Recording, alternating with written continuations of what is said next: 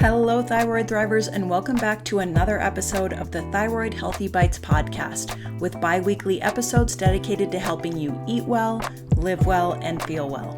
I'm Jenny Mahar, a functional medicine health coach, cordon bleu chef, and your thyroid health and cooking coach.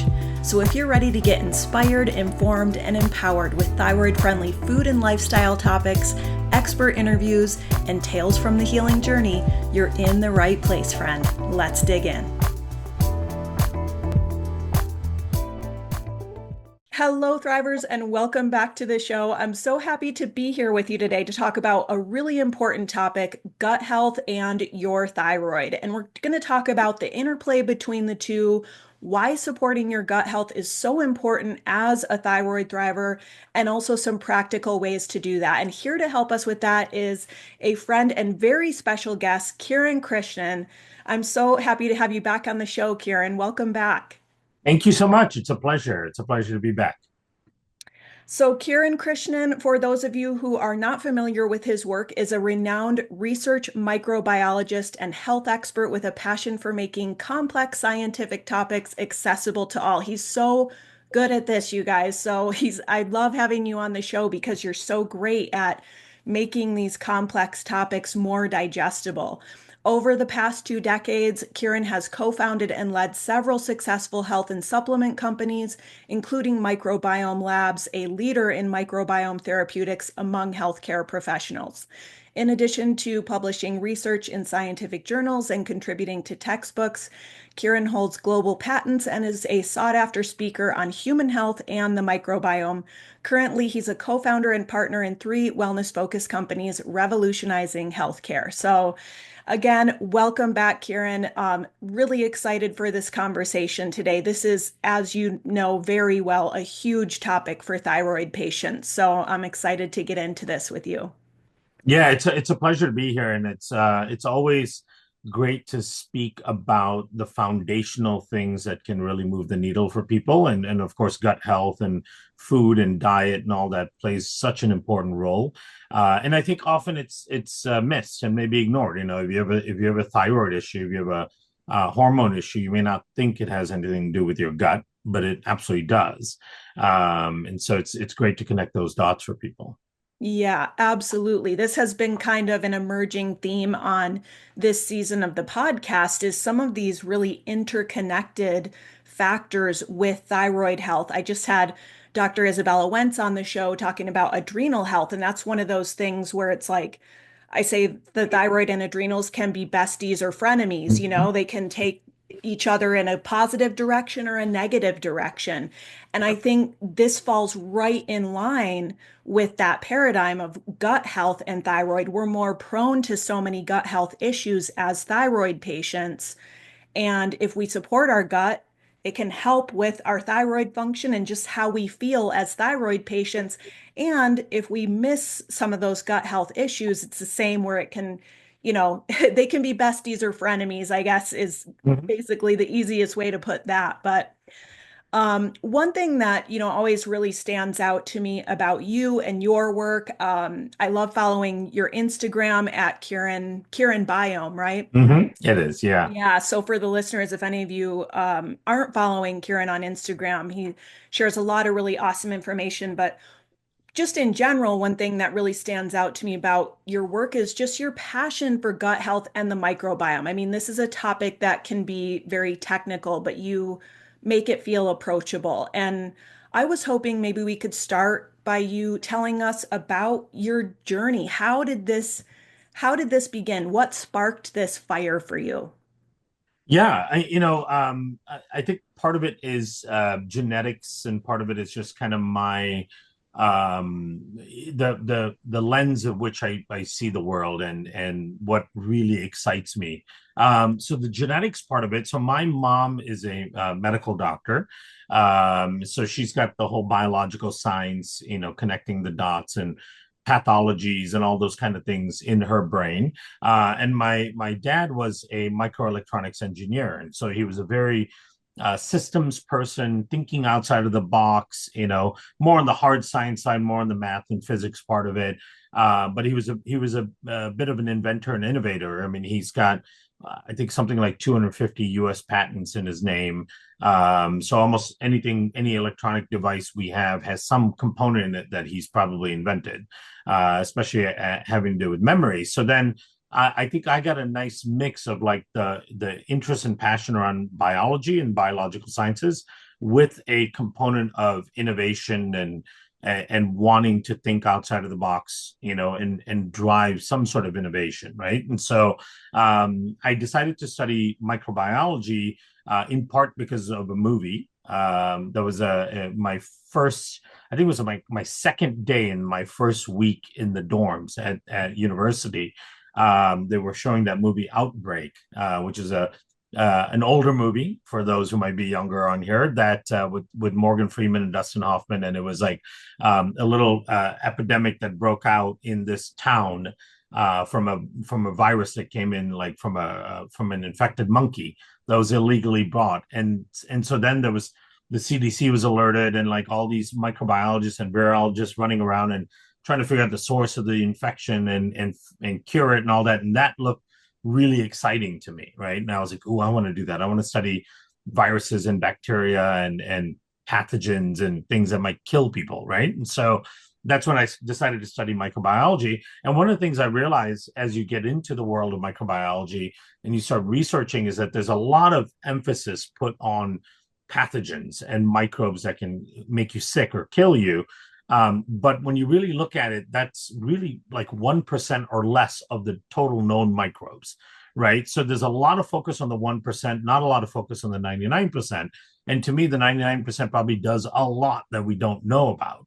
And so that started to become my interest. But there were when I really got into that space of wanting to look at the other 99%, what we would now call commensals, there really wasn't a area of study for it until the Human Microbiome Project got kicked off. So then the Human Microbiome Project was really about studying that other 99%.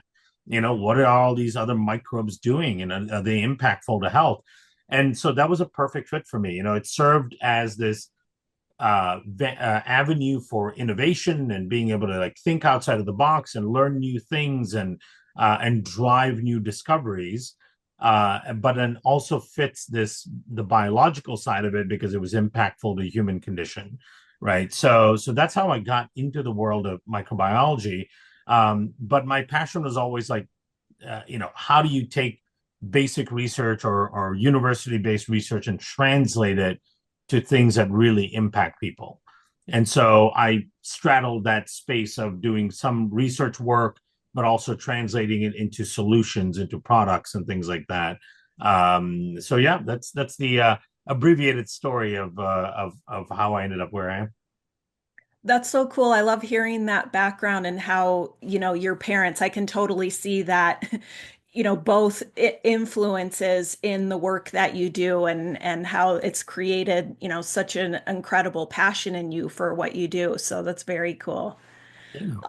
I was hoping we could talk about, just maybe kind of outline for the listeners this gut health and thyroid connection.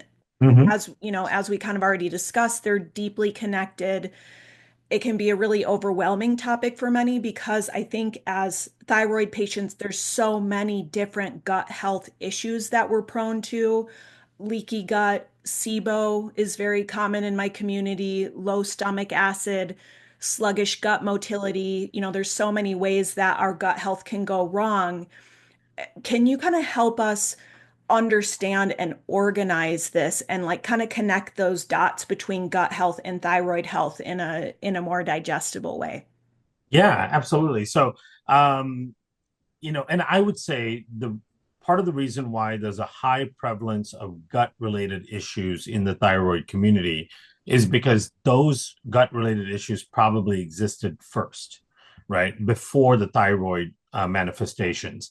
And in fact, the gut related issues are probably the main driver of the thyroid related issues. And then the gut related issues just tend to get worse over time if no intervention is created, right? And so you can have leaky gut, you can have inflammation, you can have dysfunction in the gut without knowing it for a period of time, and there's a couple reasons for that.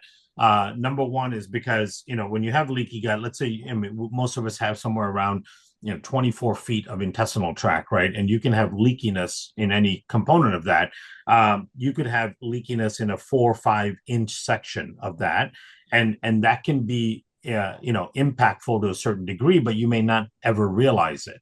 But then that can translate into 4 feet of your small intestine, or it can be 10 feet of your gut, and that can be very impactful, right? You can feel that every single minute of every single day, and it can have an impact on your thyroid, on your hormones, on your brain, on your skin, on everything else. And it's a progressive issue. And so as the issue progresses, at some point it impacts other systems in a significant enough way where you start to see issues with those other symptoms, right? But underlying gut issue continues to get worse. And so let's talk about how the gut plays a role in thyroid health to begin with, right? So the first thing is just the conversion of T4 to T3, right? Your microbiome is responsible for somewhere around 30% of that conversion, which is really fascinating. It's an enzymatic conversion. And so your body counts on the microbes in your gut to make that inactive thyroid hormone activated, right? And so that is a very critical step. Now, when you think about that, that's really strange. Obviously, your thyroid hormone is so important to lots of functions throughout the body, metabolic, cognitive, and so on. Why would we be dependent on microbes to activate this very important hormone for us? Well, the reason is because we are so dependent on microbial assistance for a huge percentage of our metabolic function, right? And that's a very important message for people to absorb. So the microbes in our system, the microbes in our gut especially, are not passive passengers, right? They're not just there by chance, and they're not just kind of coming along for the ride. They are actually conducting some of the most important functions that are required to be human. Now, why is that? Well, it's because we are genetically inadequate to be human, right? So we have around 21,000 active genes in our chromosomes. And that may sound like a lot to someone who's not familiar with genetic numbers, but an earthworm has almost 30,000 genes, right? So we are less sophisticated than an earthworm is in terms of our genetic capability, right? So then it's like, well, how are we not just an earthworm? How are we so sophisticated? Well, we have 2.5 million microbial genes in our system. So a huge part of our genomic library and capability that codes for things like enzymes and peptides and all these effector molecules come from the microbes that we house in our system. And so the way our biology is designed is, because we are genetically insufficient to be human, in order to become human, we have incorporated a massive amount of microbes that house for us the capability to be human, right? A human is now considered a superorganism. The term for that is holobiont, right? A holobiont is a walking, talking rainforest, if you will. It's an ecosystem made up of many different ecosystems that have to function together in order for the whole to function properly. So we have to give the microbes the respect that they're due, because they make us human. Without them, we cease to function properly, right? Now, and there's this spectrum with the microbes as well, right? So it's not all good stuff, because you can also then have the microbes starting to go into dysbiosis or disarray, where not only are they not doing the good stuff for us, but they're also causing disease pathologies because they're the wrong microbes now, right? So that's where the microbiome becomes so heavy, is that not only do we need the microbes just to function as humans, but if the microbes are dysbiotic, not only are they not providing us the basic functions, but then they're moving into a direction where they're actually driving disease pathology, right? So that's the part I want to unpack for people a little bit as we talk through. But that kind of 15,000 foot view understanding is really important, because it solidifies, hopefully, for people why it's so important to have a focus on what is happening in your gut. and your microbes and how you're feeding them and which microbes are benefiting from what you're putting into your system and how you're harming the good microbes and how you're facilitating the growth of the bad microbes and so on, because none of these metabolic and hormonal organ issues are going to improve without helping the microbes, right? So just looking at the conversion of T4 to T3, that's one functionality. On top of that, we have production of something called short chain fatty acids, right? So short chain fatty acids are compounds that are produced in the gut by microbes and microbes digesting fiber, right? So fiber that's coming in, and we don't absorb and we don't break down fiber. So it passes through the small bowel and enters into the large bowel where there's a predominance of microbes. And they go through and they break down these short chain fatty acids and they make things like butyrate, propionate, acetate, and so on. Now, these short chain fatty acids are really important because they regulate metabolic systems and they help regulate inflammation in the body as well. And systemic and chronic inflammation is an enemy to thyroid function, right? Not only does it hinder the conversion of T4 to T3, but it also hinders the ability of the thyroid to produce thyroid hormone at all, right? And then it can create immune infiltration into the thyroid, and you could start getting all kinds of problems as a result of that. You could start developing immune cells that now target your thyroid itself, and then starts putting you into this thyroid, this Hashimoto's autoimmune like presentation. But it starts with inflammation, and so short chain fatty acids play a very important role in metabolic processes that support the thyroid, like for example the metabolism of selenium and iodine in the gut to provide selenium and iodine to the thyroid, which are critical compounds for the thyroid, and then also reducing inflammation that has an impact on the thyroid, right? So we need the gut to be producing high levels of short chain fatty acids. On top of that, we also don't want the gut to be leaky, because a leaky gut is one of the biggest sources of chronic low grade inflammation in the body. And a leaky gut can do a couple of things. Number one, not only does it create systemic inflammation, which hinders thyroid function, it also upregulates the types of immune responses that can lead to a higher risk of autoimmune disease, right? So having that leaky gut increases the risk for developing antibodies or immune cells against your own thyroid, right? So you're hindering the function of the thyroid, and then you're increasing your risk for thyroiditis all the way to Hashimoto's. And then finally, the metabolism again. We need metabolites, we need nutrients to be absorbed for our organs to function. For the thyroid, in particular, it's selenium and iodine that's really important. And a inflamed gut negates the absorption and utilization of those nutrients, and a dysfunctional gut also negates the metabolization of those nutrients. And we don't absorb them necessarily directly. We have to metabolize them to a certain degree for our organ systems to utilize them properly, right? So those are some of the connections that can maybe help people kind of wrap their heads around why the gut can be so important for thyroid function.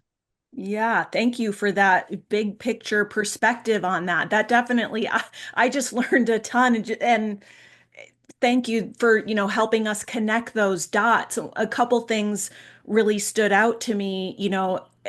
You mentioned like humans as a biome, as an ecosystem. We are part of nature.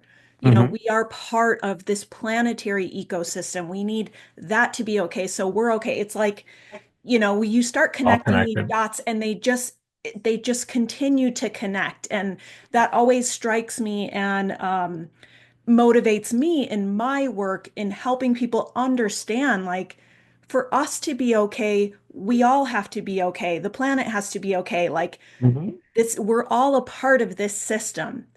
So that's one thing that stood out. And then also just the necessity of having a healthy balance in our microbiome.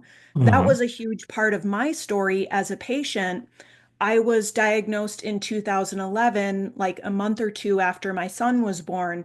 And then for the next 4 years, I was tired all day, every day. And of course, new mom, breastfeeding for the first year, all that stuff, all that stuff. luckily, my doctor was like, hey, let's test your thyroid. So at least I had a diagnosis. But even on proper medication, I was tired all day, every day. I wasn't thriving. I was sick all the time. I had horrible brain fog to where I'd sometimes be like, I don't know if I should be driving a car right now. I just feel Hmm. so out of it.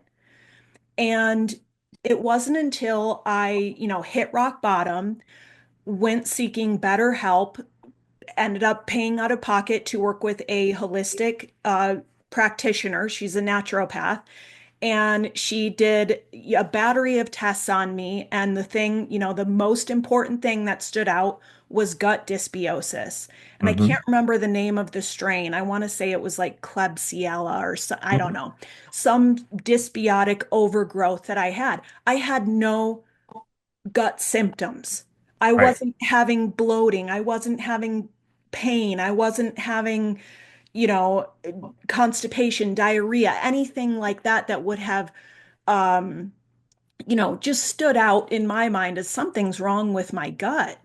But Yep. when we started treating this, it was literally like a couple days, Kieran, where I went from feeling tired all day, every day for 4 years to like somebody flicked the light switch back on inside me. And I woke up one day with energy and was like, I mean, I was overcome. I'm like, I didn't even remember what it felt like to have energy. I didn't realize how tired I had been.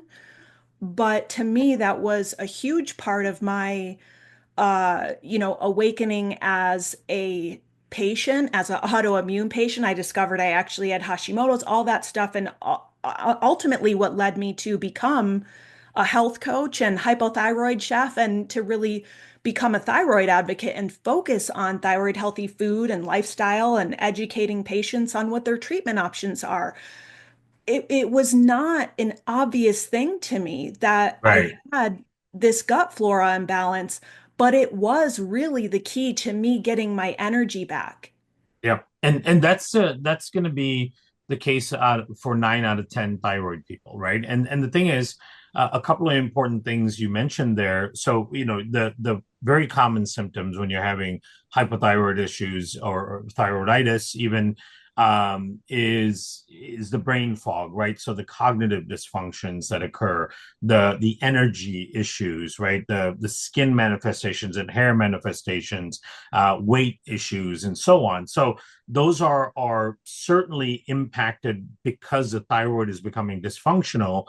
But the thing is, all of those symptoms can actually be accelerated from a dysfunctional gut as well, right? So think about it this way. Your gut is dysfunctional at a certain level. That dysfunction is enough to create a thyroid issue, right? Your thyroid issue is now driving more symptomologies with cognitive function, skin, metabolic health, energy levels, and all that. And so, but your gut, as I mentioned earlier, if you don't intervene, the issues start to get worse and worse and worse. So as your gut starts to become worse, your gut is now compounding on those symptoms by adding more complications through the gut brain axis and the gut liver axis and so on that compromises and compounds on these symptoms, right? So if you're already feeling brain fog, for example, and then your gut continues to get worse and leaky gut continues to get worse, what tends to happen is you start to get a lot of leaky brain and you get a lot of inflammation in the brain. That inflammation in the brain slows down memory recall, slows down the ability to actually create new memories. Your GABA levels go way down because your gut is messed up. And as a result of that, you can't repair the brain each day, which means every morning when you wake up, your brain is a little bit more inflamed and damaged than the day before, right? So then recall abilities and remembering things and creating memories, analyzing things becomes so hard, not only now because of your thyroid, but it's compounded because of your gut. And then the gut also creates an environment for anxiety and depression, right? So then a lot of people can experience anxiety and depression on top of the brain fog and all that. Then the gut also impacts the liver in a significant way. And when your liver becomes tired and starts to become fatty liver, it screws up your energy balance in the body. So you have an inability to produce glucose and other compounds that are needed for the brain to function optimally, for your muscles and so on to function optimally. So then you start getting even more tired and even more lethargic, right? Hey, Thyroid Thrivers, Jenny here. I just want to pop in with a quick message that if you're listening to today's show and thinking, I'm ready to learn more about this thyroid healing journey, about what foods to eat, what foods to avoid, one of the best ways to do it is to sign up for my free thyroid-friendly grocery guide. This features over 130 delicious, colorful, nutrient-dense foods we can eat. So this list is gluten-free, dairy-free, soy-free, refined sugar-free, and free of processed foods. Because there can be a lot of emphasis, especially when we're starting out, on all that we can't have and all that we're supposed to avoid. But really, the purpose of thyroid-friendly eating is to incorporate more of the good stuff. So to grab your copy instantly of the Thyroid Friendly Grocery Guide, you can go to hypothyroidchef.com/grocery. I'll send you the guide and you'll also get put on my free weekly newsletter. So you'll get fresh recipes, you'll get updates on the podcast, you'll get personal notes from me, special discounts, and all kinds of goodies that I send out to my mailing list for free just once a week. So go ahead and grab that at hypothyroidchef.com/grocery. Okay, back to the show.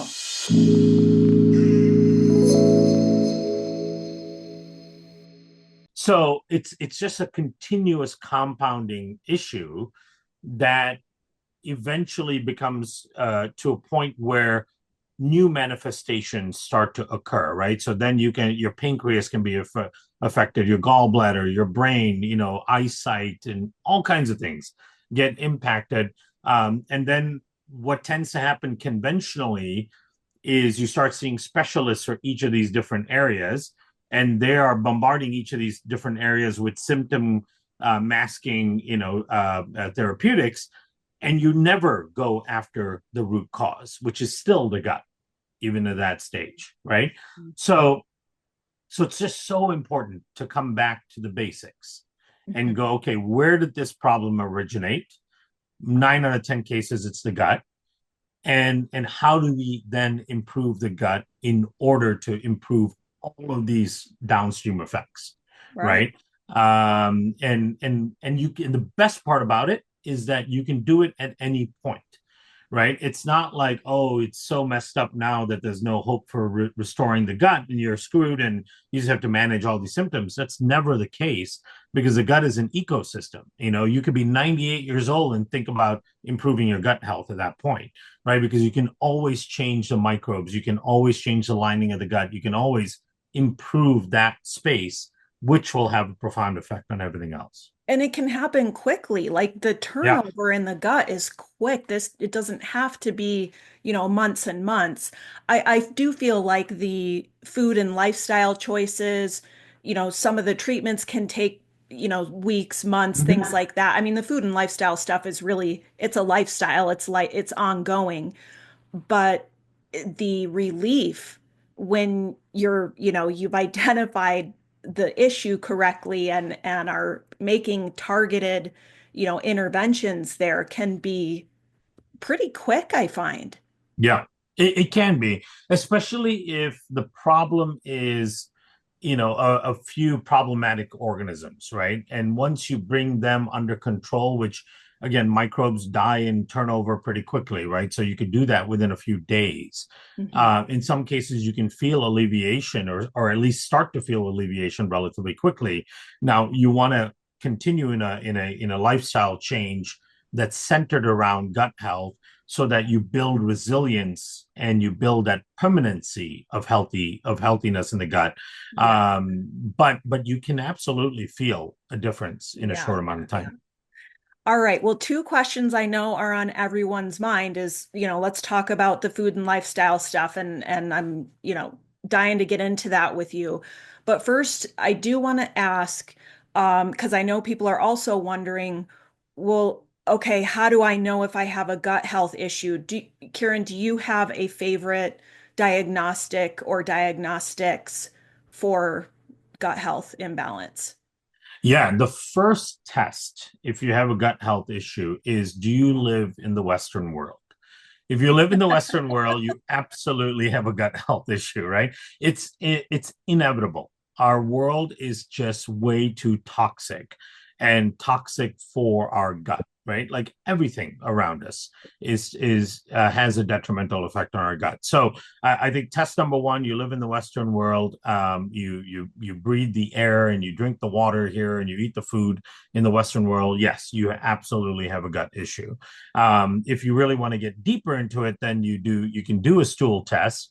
The stool tests are out there that they're not diagnostic, but they can give you a sense of what may be wrong with your gut microbiome, right? So my favorite is the Biome FX because it's a whole genome sequencing test, which is what does that mean? Well, it means that it uses a sequencing technology that sequences the entire microbial genome from end to end, giving you the most accurate readout of which microbes are there and in what proportion. I like that the best because context is really important for the microbiome. You could have a dysfunctional organism in your gut, and that may be perfectly normal as long as their relative abundance to everything else is fairly low, right? So that doesn't mean you need to go after them. And in the process of going after them, you may hurt other things. So it's important to have that kind of accuracy. It's also important to understand like functionality in the microbiome, right? What does your microbiome tend to do? Like, do you have a higher propensity of microbes that create ammonia? If that's the case, then you probably shouldn't be on a high protein diet, right? Because that could mean that you're going to break down more protein and assimilate more peptides, and that's going to result in even more ammonia being created, which could be detrimental. Do you have a lot of sulfate reducing microbes, right? If you have a lot of sulfate reducing microbes, that means lots of healthy foods that may be rich in sulfates may actually be detrimental to you in some way because you're converting too many of those sulfates to hydrogen sulfide, which can be very inflammatory beyond a certain level.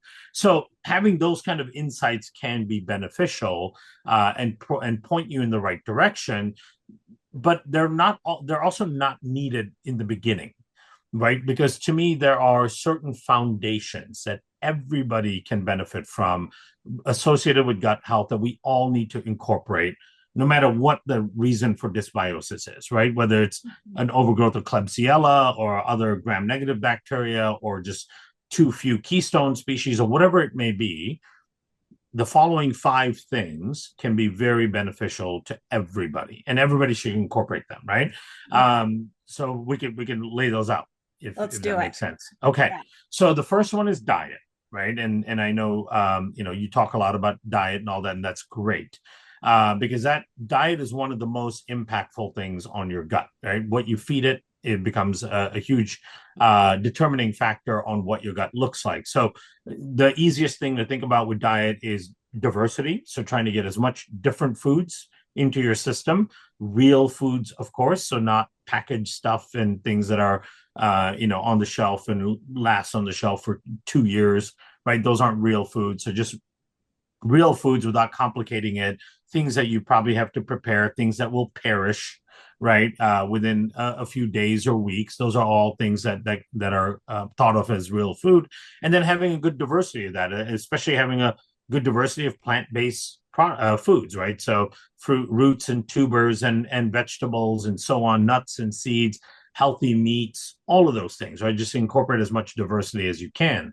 And then fiber is another really, really important part of the diet. In fact, fiber is probably one of the most well-studied macronutrients there is. There's a number of large-scale meta-analysis studies on fiber. The most recent one that was about 3 years old is about 1 million subjects in the study.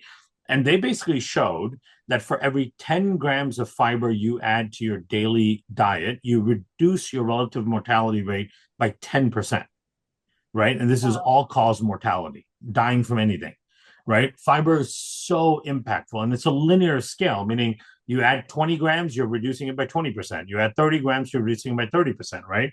And so any amount of fiber, even 1 gram addition, has a beneficial impact. So fiber is like almost this amazing superfood in terms of protecting us, building resilience, and protecting us against all kinds of disease processes. And keep in mind, we can't even digest fiber, right? So why is it so important? Well, because all of it goes to feed the microbiome. So it just underscores the importance of the microbiome in our overall health and wellness. So pillar number one, food, right? So what you're feeding your microbiome, get that fiber and get the diversity and focus on real food. Pillar number two is um, exposure is what I refer to it as, right? So what are you exposing yourself to and what are you not exposing yourself to? So the things that we don't want to expose ourselves to, or at least minimize, are antimicrobials and so on, right? So we don't need to sterilize every surface of our house. We don't need to bleach our house up and down, floor to ceiling, right? I mean, we have this mindset that that's clean, that sterile hospital fake lemon scent smell is a clean house, right? But it's not. In most surfaces of the house, you don't want to sterilize. You know, your toilet, sure. Your shower, if you're growing mold and mildew, absolutely. But like my work desk, I've never sterilized it. I've never wiped it down with an antimicrobial wipe. You know, at the most, I'll use a little bit of essential oil and water and wipe it down with a cloth, right? Same with most surfaces, with the exception of maybe the kitchen. If you bring home raw chicken and you get chicken juice on there, you want to get rid of that salmonella, so you want to sterilize it. So most surfaces we don't sterilize throughout the home. And then personal care products, you want to get as clean of a product as you can, right? Start with your deodorant and go to a moisturizer and go to a toothpaste and just find the cleanest version of those products that works well for your biology. You want to avoid things like phthalates and parabens and benzoates and all of these preservatives and antimicrobials that are found in these products. So reducing exposure to things that kill bacteria is a good thing. And then getting exposed to more bacteria is a great thing. And doing that through nature, right? So getting outside and getting exposure to natural environments, going for walks, hikes in the park, in the forest, through trails, all of those things on the beach, if you're on the coast, all of that kind of exposure has a profound impact on your gut microbiome, right? So you've got diet, you've got exposure. The third thing is certain lifestyle choices. So things like, adequate sleep, right? So you have to have adequate rest. Because your microbiome is also a diurnal system. It works on a 24-hour clock with 12-hour cycles like your own body.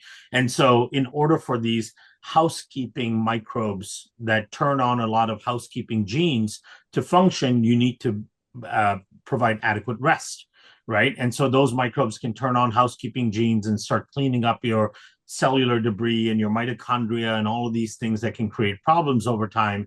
You need to provide adequate rest in order to do that. And in fact, rest and also reduces the amount of food that you eat in a given period of time. So you're inadvertently getting some fasting in, right, overnight.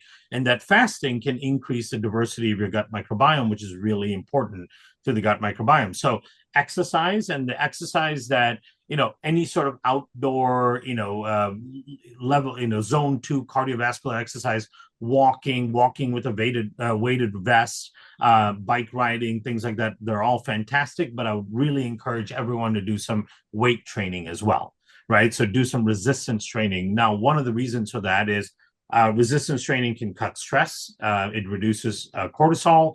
And resistance training, when you contract your muscles against a force, they release a set of compounds called myokines. Myokines are muscle-derived chemicals, if you will, right? And myokines have been shown to increase the diversity of the gut microbiome and help seal up the lining of the gut, right? And so that can be very impactful for your gut health. You may not think that weightlifting, doing squats and, bicep curls and so on is good for your gut, but it actually has a direct impact on your gut microbiome, right? So, yes, and it's so easy. And it's great for relieving stress and so on as well. And you'll look better and you'll feel better. You'll be stronger. You'll have more energy and you'll sleep better, right? So some of those lifestyle things, that's the category 3, right? So remember, category 1, food. Category 2, exposure. Category 3, lifestyle choices. The non-negotiables to me are adequate sleep and exercise, right? You have to do those 2 things. Category 3 is stress management, right? Stress is one of the biggest drivers of dysbiosis in the gut, and it only perpetuates and makes things worse, because when you're stressed, it actually allows an opportunity for pathogenic organisms to grow. There are lots of pathogenic organisms in your system that have evolved to read your stress signals, and they understand that the host immune system is compromised during the stress state, and that's their sign to increase their virulence factors, right? So they go, oh, this is the right opportunity. This is why they're called opportunistic pathogens, in order to proliferate, because the host immune system is compromised. So each bout of stress creates a little bit of dysbiosis in your gut. Continuous stress creates more dysbiosis, and then the dysbiosis makes it easier for you to feel stress, because those organisms that are doing well under a stress state want you to feel more stress because they do better in that state. So they can produce neurotransmitters and things that put you more into an HPA activated fight or fright response, right? So you have to do something to start curbing stress. My recommendation is psychobiotics. Psychobiotics can be really beneficial in helping with that cortisol cycling and that reactivation of HPA axis, like ZenBiome, for example. It's an important psychobiotic. But then also you have to intervene with, mindfulness interventions, right? Whether it's meditation or sitting in a sauna or exercise, or journaling or whatever it is. You have to find something that can allow you to reduce that frequency of brainwave and get yourself into a more relaxed state, right? So that has to be a focus as well. And then the last pillar is supplements, right? And I don't put it last because it's the least important. It's just these are all equally important. But the last pillar is probiotics, prebiotics, things like that. So, I developed and we've worked with the spore-based probiotics like Megaspore. The reason why Megaspore is so popular and why it became the number one selling practitioner probiotic is because it resolves leaky gut, and leaky gut is a foundational issue with thyroid and everything else in the body, right?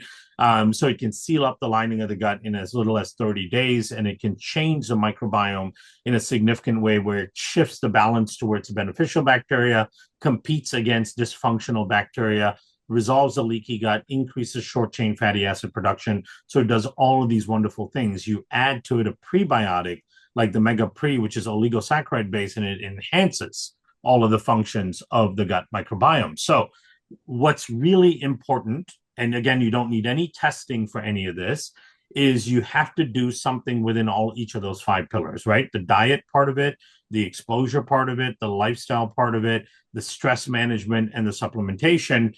Everybody should be doing something within each of those pillars, and the cumulative effect of those choices is really profound, right? And so once you've incorporated the basics and you've got things going on within the 5 pillars, you will absolutely start to see improvements in your overall outcomes, how you feel, how you look, how you think, all of those things start to improve.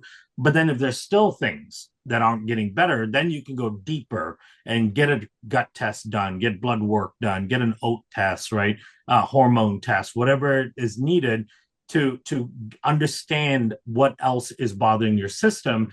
But I am always a proponent of getting the basics done first, because if you're not doing the basics, then the dysfunction in the basics drives all kinds of pattern issues, right? Which may be resolved just by doing the basics. Yeah. And so do the basics first, right? And then after a period of time of incorporating the basics, say 4, 5, 6 weeks or something like that, if there's still things that are really bothering you and there's some symptoms that are pretty strong and all that, then go get some testing done, right? And see what else needs to be affected in a much more specific manner. Yeah.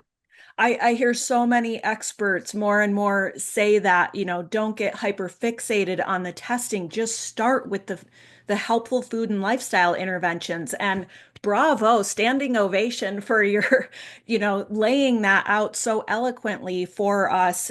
This is very familiar territory for me and the listeners. I mean, this is what I do. This is what we do in my Thrivers Club membership. We have monthly wellness challenges based on my Thyroid 30 system. I call it the 8 daily rituals of thyroid healthy living. So it's basically everything you laid out, Yeah.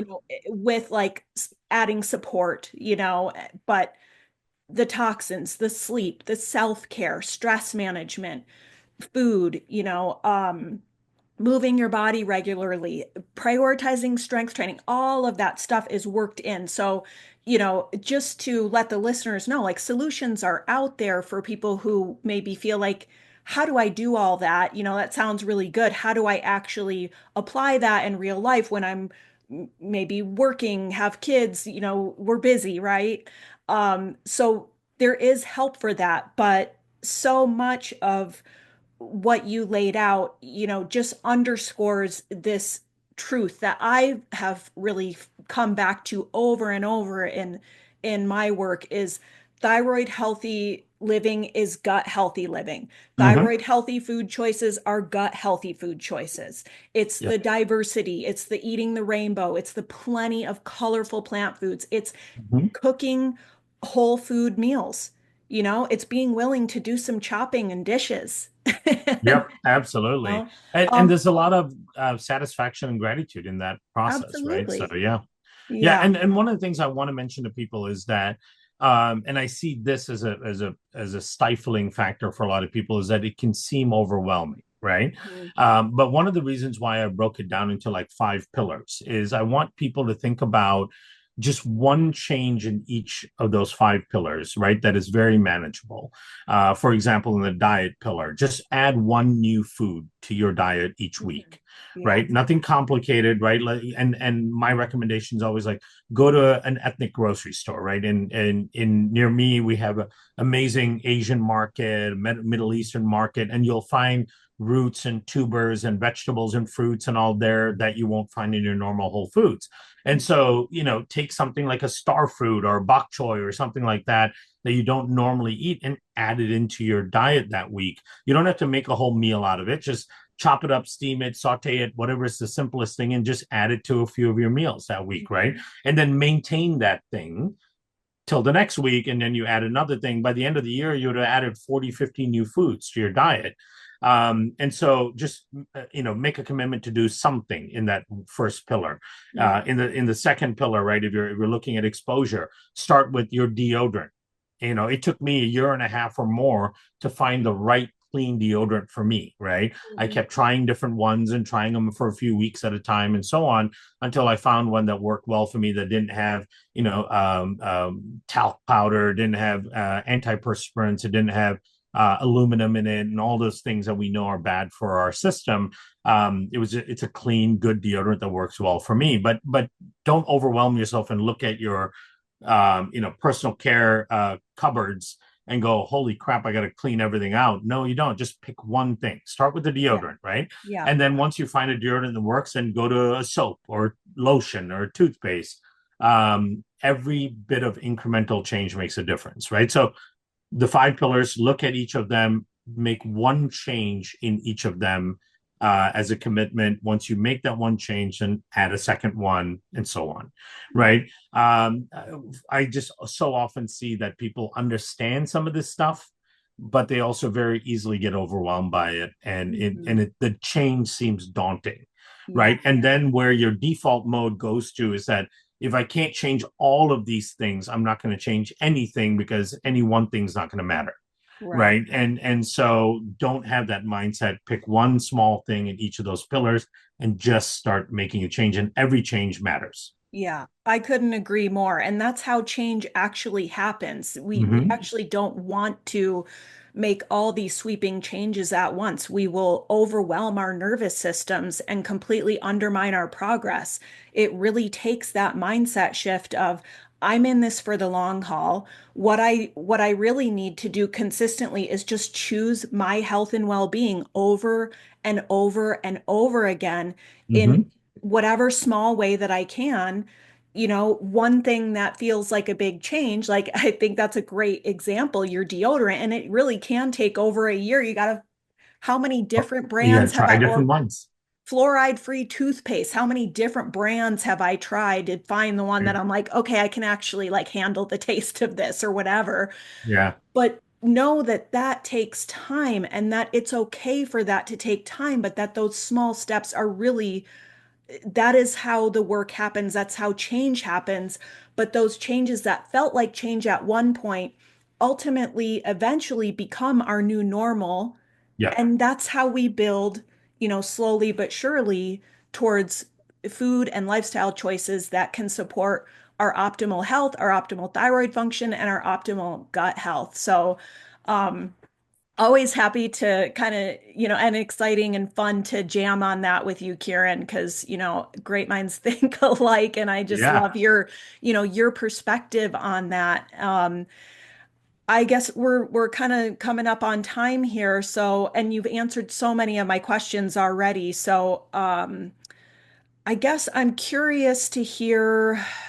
Well, we'll see. Maybe if I can fit in two more questions, if we have sure. time, we'll see. One thing that I hear from some people as far as, the overwhelm piece is for some people in the thyroid community, they might have a hard time with some of those food changes because they are like, I can't really tolerate the fiber. Hmm. I can't tolerate the protein. I feel like I'm reacting to everything. I'm freaked out about food. I'm stressing about it. Yep. Like, where do I even begin making those changes if I'm in this really compromised state where, my body's sounding the alarms? How do, where can people kind of start if they're in that position? Yeah, and that's important. I mean, you do find a lot of people in that position, right? And so, for example, when I talk about fiber, and I say, every 10 grams you add to your daily diet is a reduction of 10% risk in your all-cause mortality. It doesn't mean tomorrow you go add 10 grams to your diet, right? Because with fiber, with any kind of change, even with your diet, you want to do small incremental changes to readapt your system to a new normal. The benefit of fiber comes from the utilization of the fiber by microbes in the system. And if you haven't consumed a lot of fiber, for example, or prebiotic foods or foods that are rich in FODMAPs, for example, because you get a lot of bloating and distension and gas and all that. If you haven't been consuming those, you also then don't have a huge prevalence of microbes that utilize those, right? Your behavior has selected for microbes that utilize the types of foods you've been eating better than ones that don't utilize those types of food. So if you've been eating, for example, a lot of protein because it doesn't bloat you, doesn't create issues with your gut, then you're selecting for microbes that utilize protein better than carbohydrates, right? So if you're going to shift to adding more fiber, you can't do a big shift because your system is going to experience a lot of discomfort because you're not going to be utilizing that fiber properly. So my recommendation to people is adding about a gram of fiber per day, and do that for a week to 10 days, right? So and the easiest way to do that is just eat whatever your normal diet is, right? So don't complicate it. Just stick with what you've been doing, and then figure out whether a food or a supplement can get you another gram or two a day. It doesn't have to be exactly a gram, maybe 1 to 2 grams, right? And you might look up and you might go, well, that's only, a handful of cashew nuts, right? Okay, great. Then take a handful of cashew nuts every single day, right? Make that part of your routine. And then the next week, try to go to 2 handfuls of cashew nuts or a handful of cashew nuts with a plantain, because you look up on Google and it says a plantain has something like 4 or 5 grams of fiber. Okay, now you're bumping up your fiber intake that day by 5 or 6 grams, right? And then as your body gets used to that, just keep nudging it up, right? And what you really want is to achieve 50 plus grams of fiber a day, right? Where the biggest benefit from fiber comes in terms of really solving a lot of a lot of health issues is between the 50 to 100 grams, right? And so you're not going to get there overnight. It might take you 6 months to get to 50 grams a day, but it doesn't matter. Every incremental amount that you add is still beneficial. So go slowly, right? Don't add 10 grams of fiber tomorrow and then you're going to get bloating and discomfort. So add 1 gram at a time if you need to. So and most people's systems will adjust to that. Now, also do this as you're adding in a new food that you want to add in, whether it's more protein, more fiber, or whatever, that your system may react to. Add small amounts, like I just recommended, but then also take it in the context of a probiotic. So use like the megaspore, for example, with the additional fiber or with the probiotic, with the additional protein or whatever you may be adding in, because that kind of microbe can actually help you assimilate and deal with that nutrient a little bit better, right? So add it in the context of the probiotic, right? So if you're going to take your probiotic in the afternoon with your afternoon meal, and I recommend you take any probiotic that's worth anything with food, right? That's the most normal, natural way of getting bacterial exposures when you eat. And so good probiotics, truly functional probiotics, work in the context of food, right? So you want to take the food, and then you want to add the probiotic as part of that and consume it. What a good probiotic will also do is negate some of the unfavorable immune responses against that food, right? Because what some people have developed over time is because you avoid a certain food because it causes you discomfort, and at the same time your microbiome is getting dismantled, your immune system also gets dismantled in conjunction with your microbiome, which means that now your immune system sees that food as kind of foreign. When you consume it, it may upregulate an inflammatory response, which can give you a lot of the cramping, bloating, loose stool, and so on, right? So you want to rebuild something called oral tolerance. Oral tolerance is your body's ability to tolerate, meaning not elicit an immune response, things that you should be tolerant of, right? And so that's another thing that the probiotic helps with as well. So take those new foods in the context of the probiotics and do small incremental additions to it. That was a very long answer for your question, but it's such an important step because I hear so often people go, oh, I heard I should diversify my diet and I should add more fiber and I should eat more of the rainbow. But then I tried this and I don't feel well. And so I can't do it. Right. And then they just kind of give up on it and go back to the 7 things that they can eat. And you really don't want that. That has a huge negative impact down the road. Yeah. Yeah. No, I appreciate the time you spent on that and just practical tips for how to do that. I feel like a lot of people tolerate some of those foods cooked Yeah. also better than raw. So like the veggie heavy minestrone made with bone broth Mm-hmm. might be a little better or easier for your system to tolerate if you're in a real compromised state of gut health versus like the salad with all those same veggies, Yep. that's just one thing that seems to help people when they're trying to incorporate more veggies, but also maybe having some reactivity to the fiber because of where they're at. So, Yep.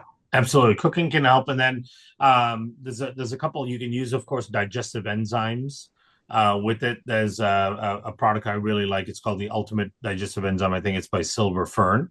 It's got lots of broad spectrum enzymes in it that can help deal with some of the indigestion type of symptomology. At Microbiome Labs, there's a product called MegaGuard that really helps with dealing with intolerance to certain foods. It can be a game changer for people, even with the very first dose. And then there's another enzyme at Microbiome Labs called FODMAPE.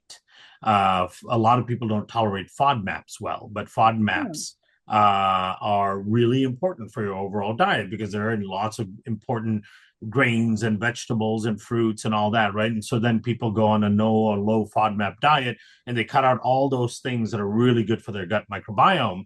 And so the FODMAPE enzyme is an enzyme product that helps you deal with the intolerance towards FODMAPs. And it works immediately when you take it with the meal, right?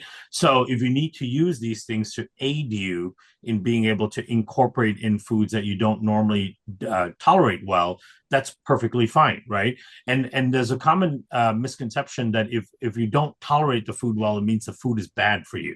That's not true, right? There's nothing bad about kale. There's nothing bad about, cruciferous vegetables because you don't tolerate them well. It's your system is messed up. You should be able to tolerate those things, right? And it's very easy for contrarian like talking heads online to gain a lot of attention by making those foods seem like the villain, right? And telling you not to eat them and avoid all these things. And that's not at all the approach. Humans have been omnivores since the beginning. We have plenty of evidence that we're omnivores, and we eat one of the most diversified diets of any mammal. out there, and that's part of where our diversity of function comes from, right? So don't be afraid of the foods, right? Don't listen to people who say that, oh, these have phytates and this, that, and the other, and it's going to suck minerals from your bones and all kinds of crazy things. It doesn't do that. We've been eating these things for thousands of years. Yeah. It's your system that's dysfunction, that's not tolerating it well. Yeah. Yeah. I'm on board with that. Yeah. And so much of that stuff, you look into the science and it's like, wait a minute, if you cook this, like Mm-hmm. the science doesn't hold up with some of those claims. But yeah, always, the goal is like the most diverse diet. There's no awards for the most restricted diet out there. And I think Right. that can be a common misconception in the autoimmune and thyroid community. Some of those therapeutic protocols are very restrictive temporarily to Mm-hmm. facilitate healing. The ultimate goal is reintroducing as many foods as we can. So that diversity is such an insurance policy for our health. So thank you so much, Kieran. It's always a pleasure to talk to you. I really appreciate you being on the show today and enlightening us and empowering us with, this information. It's been my pleasure. Thank you so much for having me and having a program like this, because I think this kind of information is power for people, and nobody's going to advocate for your own health better than you are, so you have to have this Yeah. information in order to be able to do that properly. So make those changes, make small incremental changes. They all add up, they're all important, and know that you have a lot more power in your hands to change your outcome than you think, right? You don't have to only depend on the medical community and all that.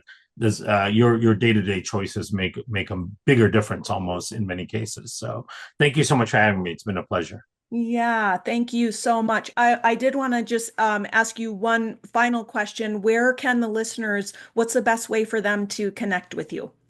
Oh yeah, absolutely. So you mentioned kindly my Instagram handle earlier. So Kiran Biome, KiranBiome. You can find me on Instagram, and then under Kiran Krishnan on Facebook. And I try to engage with people as much as I can on there.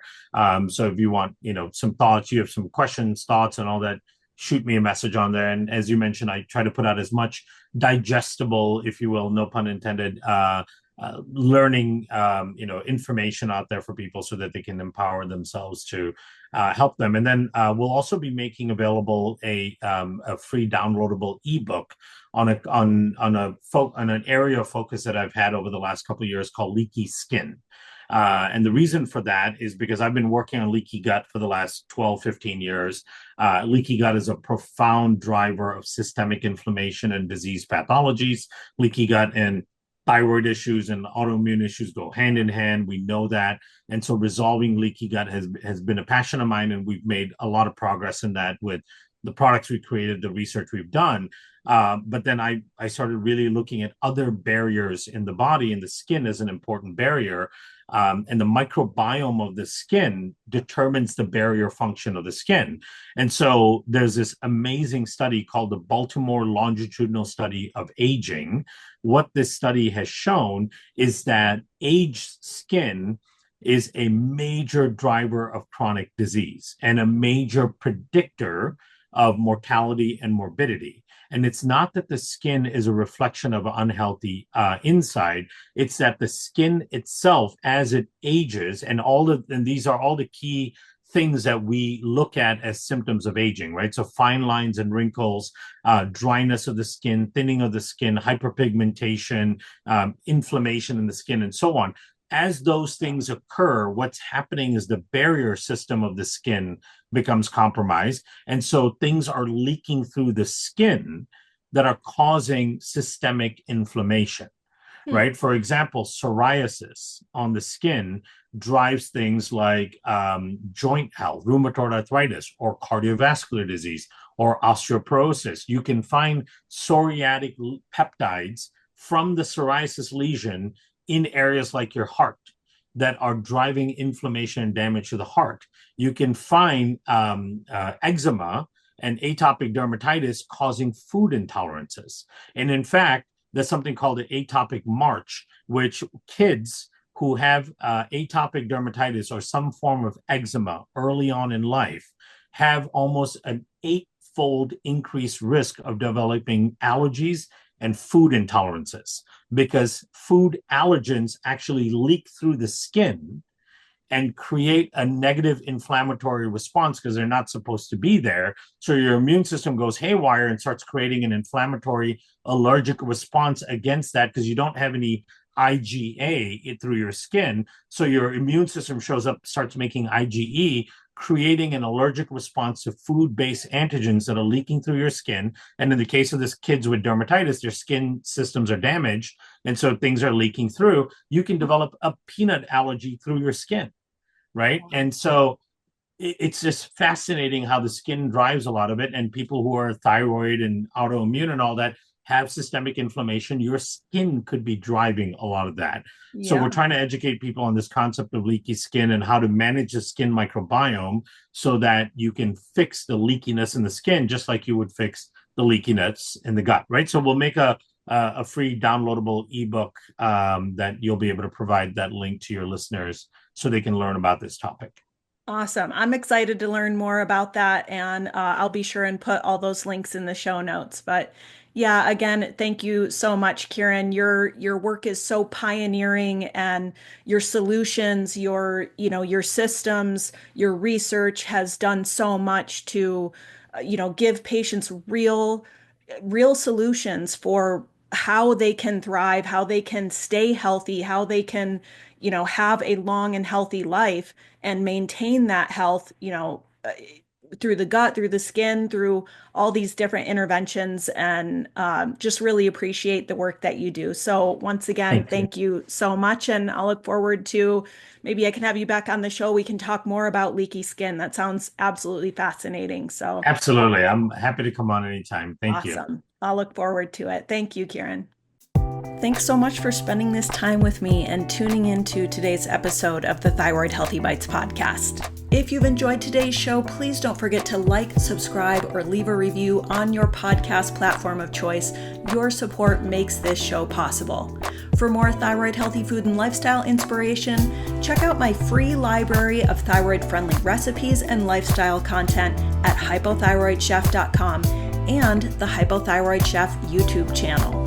As we wrap it up, head to the show notes for information and links to everything we talked about today, along with the link to my free thyroid-friendly grocery guide download.